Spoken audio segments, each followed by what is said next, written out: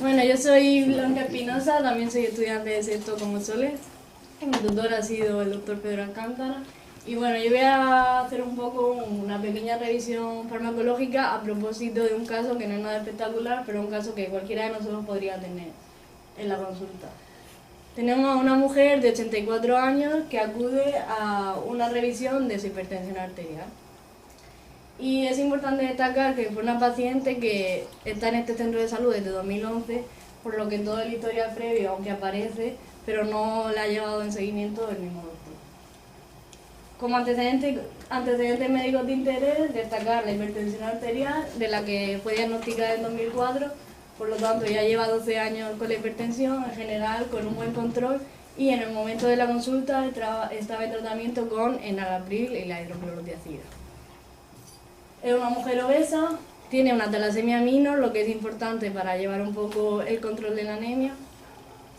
Y bueno, está diagnosticada un trastorno adaptativo depresivo desde aproximadamente el 2006, para el que ha llevado distintos tratamientos con sertralina, venlafaxina. Y estuvo con la venlafaxina hasta 2014 y actualmente solo está tomando Orfidal nocturno, aunque lo utiliza más como hipnótico. También está diagnosticada de una espondiloartrosis por la que sufre distintos dolores, y en 2014 el reumatólogo, en una radiografía tras observar cambios artrósicos y un pinzamiento del E2, diagnosticó una posible osteoporosis. Por ello y por el dolor, porque tenía un dolor muy fuerte, se le recetó el tritizol, que es un antidepresivo tricíclico y que toma desde ese momento uno nocturno, y un bifosfonato y el calcio y la vitamina. También en su historia aparecen episodios de pirosis, pero es la historia antigua, por lo que está en tratamiento con omeprazol desde ese momento, desde el 2006 aproximadamente, 10 años diarios.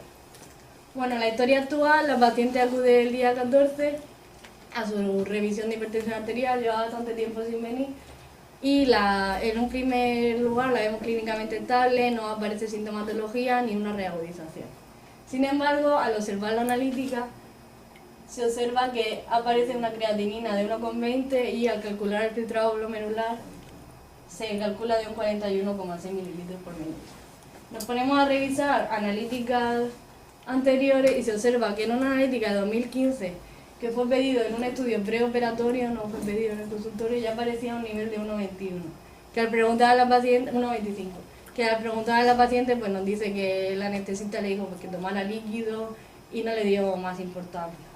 Y la anterior es de 2014 y observamos que tenía una creatinina de 1,06, que era menor, y que el filtrado glomerular calculado era de 51. Con estos hallazgos podemos decir que nos encontramos ante una enfermedad renal crónica probablemente de grado 3B, porque es menor de 45, y hay 1 porque la albuminuria es baja.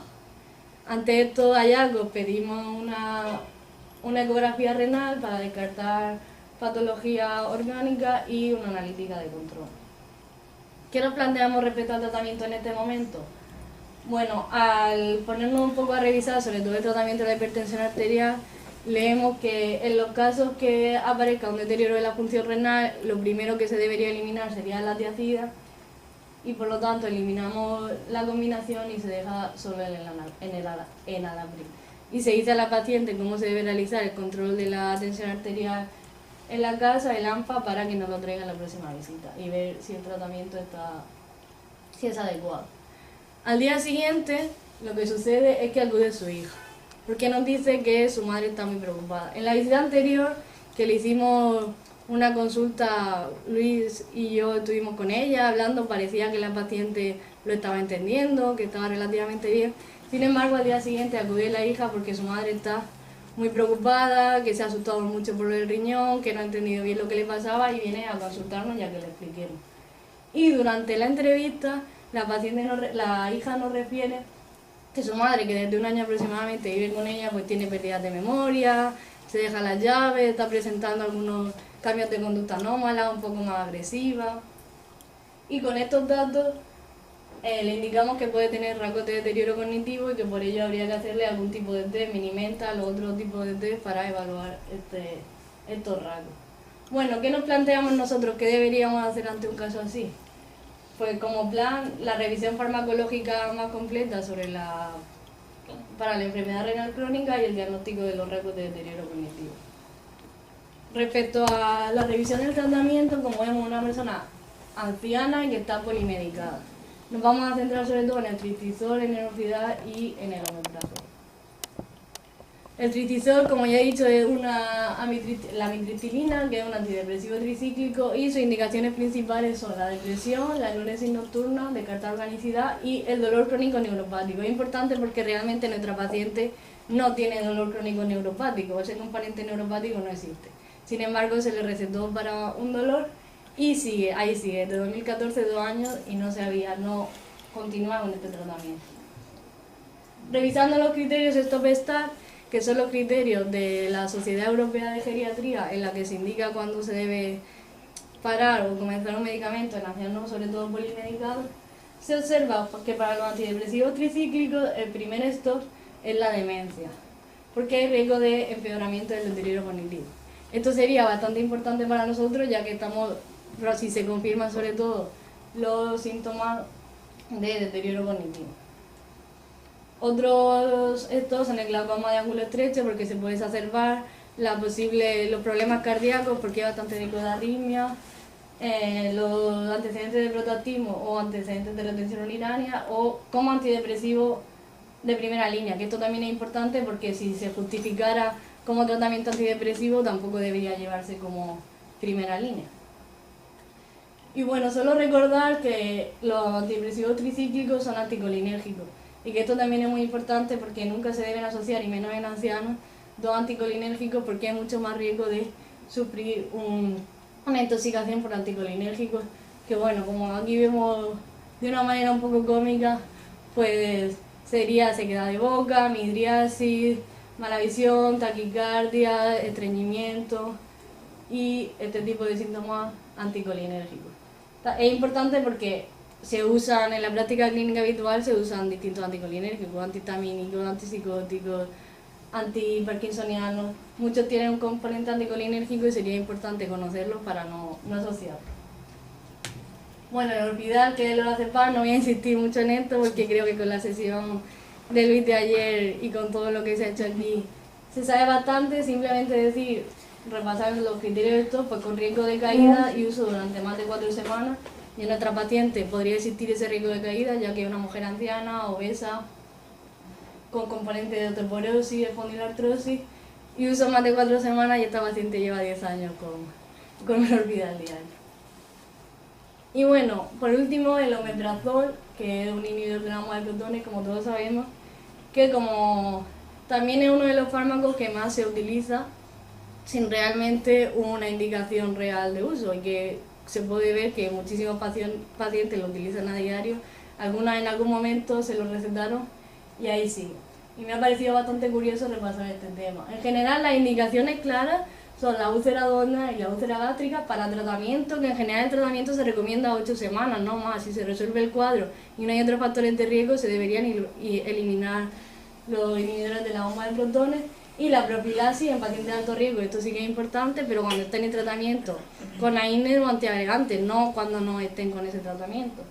Luego el reflujo gastroesofágico, que se recomienda cuando hay esofagitis, demostrado cuando hay síntomas severos de la enfermedad por reflujo y en algunos casos si no responden a otra terapia, pero tampoco desde el inicio ponerlos y dejarlos para siempre. Y en el síndrome de Zollinger-Ellison.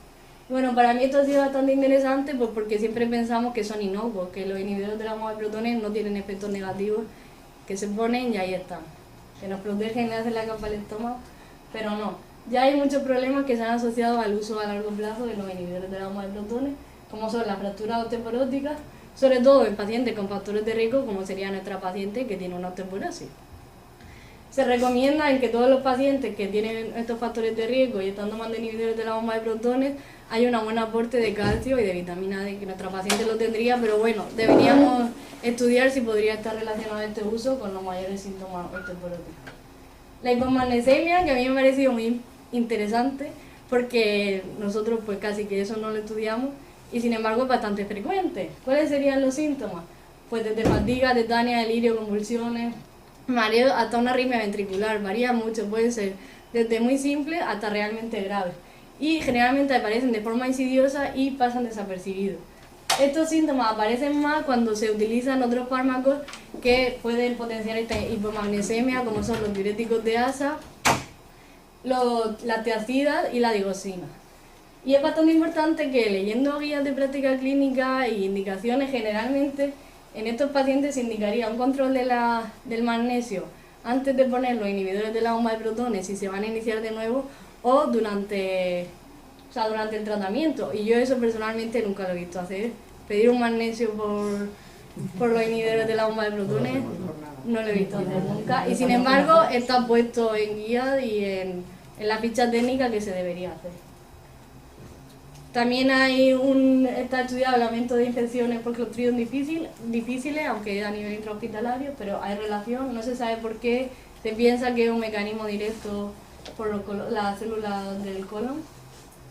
Está asociado al déficit de vitamina B12, que nuestra paciente también podría estar asociado, ¿cierto?, con el riesgo de los rasgos de deterioro cognitivo, y con neumonía también a nivel intrahospitalario. ¿Y qué más? ¿Qué es lo último que se está estudiando? Bueno, en los últimos estudios también se está estudiando la relación con la demencia, que son estudios muy actuales y simplemente por nombrarlo no se puede demostrar causalidad, pero sí se está demostrando cierta relación. Y con la enfermedad renal crónica. Ambos estudios son de abril de 2016, de este año, este está publicado en la JAMA y este es la Sociedad de Nefro. No se pueden sacar datos concluyentes porque no hay, los estudios son muy recientes y se necesita más experiencia, pero como datos, aquí están y creo que sería importante también conocerlos y estudiarlos a más largo plazo. Y bueno, para terminar, ¿qué haríamos con nuestra paciente? Pues según lo que hemos estudiado, en los criterios de STOP y bueno, lo que hemos ido viendo, se debería valorar la retirada o el cambio de estos medicamentos con la paciente, estudiar mejor toda la situación, las indicaciones, porque también es importante que las indicaciones no están muy bien, no se sabe muy bien por qué está ahí. Y bueno, ya en caso de la paciente deberíamos evaluar el deterioro cognitivo, hacer un control de la insuficiencia renal y de la hipertensión arterial. Y como reflexión del caso, ¿qué me llevo yo de este caso y cuál sería la reflexión? Bueno, porque creo que es muy importante cuando nos viene un paciente y más en familia, porque el médico de familia es como el que engloba todo, que es muy importante repasar la medicación que lleva el paciente, repasar las indicaciones y sobre todo repasar las interacciones, que sería integrar los conocimientos. Y bueno, yo lo que creo que se necesita para ello es tiempo, conocimiento y sobre todo motivación, porque si se quiere, todo se puede hacer. Y bueno, ya terminar la bibliografía que se ha usado, sobre todo los criterios STOP STAR 2015. También se han repasado los criterios BIR, pero es que son prácticamente idénticos que los STOP STAR, incluso los de STOP STAR están más completos. Y la ficha técnica medicamentosa y ya fue artículo a través del PAP, pero esto es lo más importante. Bueno, dar las gracias, yo quería dar las gracias en general por el rotatorio a Pedro y a Luis, porque la verdad es que me gustó, bueno, y a todos por mostrarnos lo que es la familia, pero con ellos porque estamos más. Que muchas gracias porque realmente en la carrera no estudiamos prácticamente nada, yo me cansaré de repetirlo y es una especialidad muy infravalorada, pero que sin embargo todo el mundo que está pasando por los centros de salud está contentísimo, pero muchísima gente se está planteando realizar la especialidad y creo que es importante que hagamos esto pues para que la gente conozca de verdad. Y ya para terminar, hoy es el Día de la Tierra. A mí no me gustan los días mundiales porque creo que todos los días deberían ser los días de todos, pero creo que es un buen día para focalizar en esto. Hay que cuidar el medio ambiente y bueno, esta frase me gusta mucho. Esto es de un pueblo de Guatemala, que en todo el mundo tenemos la misma preocupación. Después de que el último árbol se ha cortado, el último río se ha envenenado, el último pez se ha atrapado, entonces se darán cuenta de que el dinero no se puede comer. Cuidemos el medio, cuidemos la tierra porque es el único planeta que tenemos.